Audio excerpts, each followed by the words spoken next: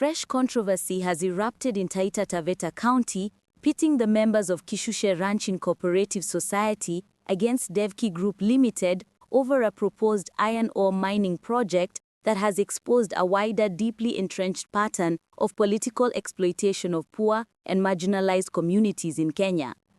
Once again, a vulnerable community finds itself trapped in a power struggle engineered by political interests and wealthy investors seeking to carve out massive pieces of communally owned land under the guise of development.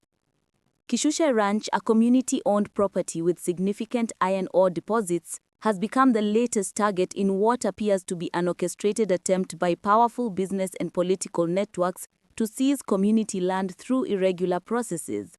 The community maintains that a prospecting license recently issued to Devki Group, owned by cement and steel magnate Narendra Raval, is illegal as it was granted without the free, prior and informed consent of the rightful landowners as required under Kenya's Community Land Act and the Mining Act of 2016.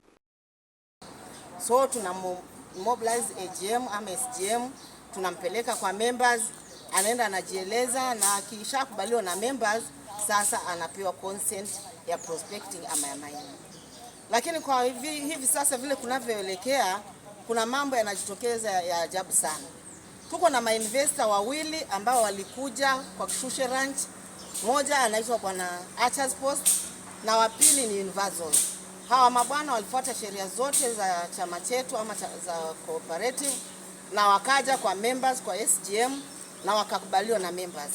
Lakini tukirudi nyuma tunakuta kuna mtu anaitwa Bwana Devki ambayo hatujawahi muona, hajawahi kuja kwa kamati, hajawahi enda kwa SGM na tunashangaa tukisikia kwamba anaonekana kwa Kadaska akienda kutafuta license. Hasa tunashindwa hiyo license anaenda tafuta, amepewa consent na members gani ama na kamati gani. Kwa hivyo hilo ndilo limetukera, ndio maana tumekuja hapa, tunataka haya mambo yajulikane kwamba sisi hatutaki dhulma wala hatutaki vita. Kwa sababu kama mtu ataingia kwa nguvu, hapo itatarajiwa chochote kinaweza kutokea. The cooperative has raised red flags with the Ministry of Mining over a growing pattern of misconduct, including the issuance of illegal consents, obstruction of legitimate investors who attempted to follow due process, and the mysterious appearance of unapproved companies on the mining cadastry system, Kenya's official platform for managing mining rights. To them, these actions represent deliberate manipulation of systems meant to protect communities, instead turning them into tools for dispossessing the very people they're supposed to safeguard. At the center of the controversy is a glaring conflict of interest. Devki Steel Mills, which already operates a pelletization plant, is seeking to mine iron ore directly from Kishushe land without genuine consent from members. This not only undermines the autonomy of the community, but also threatens existing and future local value chains by concentrating control in the hands of a single corporate entity. Pure bay, 3,500 up to 5,500, and that is pure exploitation. So we welcome Dev in Manga. We really appreciate the investment that he has put there, but let us have limits. Let us respect the local community. And as a people, and I want this to go on record that we have talked with the political leaders in this county. We have talked to all the 4 MPs, and they're in support of this committee. We have talked to the county assembly through Mheshimiwa Anselim Mwadime. We have talked to these other leaders. We have also talked to the business community. They're in support of this initiative. Let us not monopolize the whole value chain. Once we monopolize the whole value chain, then that means our economy is not going to grow. And we want to say this. Devki wants to mine through a company called Bavin. Bavin is a company owned by its people. It is a textbook example of how influential corporations with political backing bypass community rights to secure resources. Although Devki Group insists that the lease agreement it signed with Kishushe Ranch owners is legitimate, confusion is further compounded by rival claims from 2 other firms, Universal and Archer Post, both of which also allege ownership over the same land. Community members argue that the agreement, which purportedly grants Devki a 45-year renewable lease over approximately 14,500 acres, was signed illegally by a previous leadership that did not have the mandate of the full membership. Documents in possession of the cooperative indicate that the deal, set to begin on December 1, 2024, would pay the community a meager 100 shillings per ton of iron ore extracted plus 50,000 shillings per month for the entire parcel of land. For land rich in minerals worth billions, the terms have been described by locals as not just unfair but exploitative. Bwana Peter Paul, na tukamweleza venye Chaleda amesema, enda kwa kadasta, jitoe, kuje kwa ground, unane na members, tukupatie concept. Cha ajabu tunashangaa bwana ameingia kwa kadasta, amekuwa granted license, and that granted license haina members consent. You cannot be an investor and also the landowner. We are the landowners of Kishushe, and we must be respected, and our rights must be respected. And that's why we are calling Bwana CS, Bwana Joe. Kuna mahali tuliona kwa mitandao ulisimama na watu wa Rabai ukipelekana mbio na Bwana Peter Paul. Huyu Bwana Peter Paul tena ndio amekuja hapa Taita anatusumbua. Kwa nini Bwana Peter Paul hataki kutuheshimu sisi?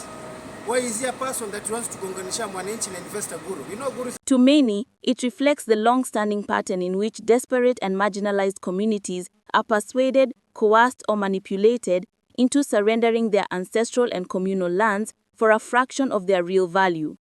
Even more troubling are claims that a faction involved in signing the disputed documents enjoyed political support from senior county officials, including the deputy governor of Taita, Taveta, as tensions rise. Several politicians are said to have openly taken sides, further inflaming divisions within the community. There are also allegations that Devki group demanded a title deed instead of a lease, effectively seeking ownership of community land, a move seen as the ultimate step in dispossessing the people of Kishushe. To come and stand with the people. This is the time that tutatenganisha wale wetu na wale si wetu. Na tufanye siasa.